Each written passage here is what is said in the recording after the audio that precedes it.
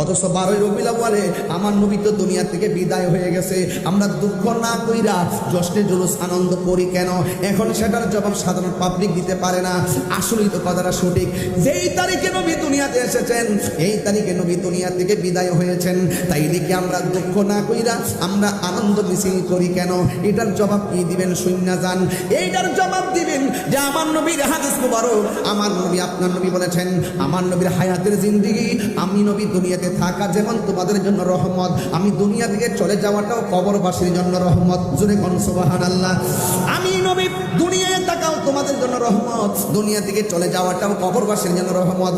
এই জন্য আমার নবী যেহেতু উভয় জাহানের জন্য আনন্দের, উভয় জাহানের জন্য রহমত। এরপর আমার নবী বলছেন মাল ফারকু হায়াতি ওয়া মামাতি। আমার নবী বলেন ও পৃথিবীর মানুষ, আমার জীবন এবং মরণের মধ্যে কোনো পার্থক্য নাই। এই জন্য আমার নবী একটু সময়ের জন্য আমার নবী যে পর্দার আড়াল হলেন, ও বন্ধু হাদিস শরীফের মধ্যে পেয়েছি আমার নবী রওজা মুবারকে জিন্দা, আমার নবী হায়াতুন নবী, আমার নবী দুনিয়াতে থাকাও রহমত, দুনিয়া থেকে চলে যাওয়াটাও রহমত।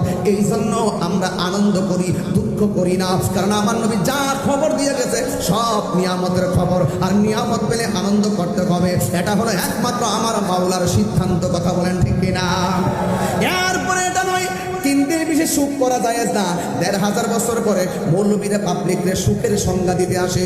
ওরা তো জানে না সুখ পালন কয়েকদিন কদিন করব। আরে মানুষ মারা গেলে 3 দিনে বেশি সুখ পালন জায়েজ নাই, অথচ আমার নবী তো হায়াতুন নবী। কথা কোন ঠিক কিনা?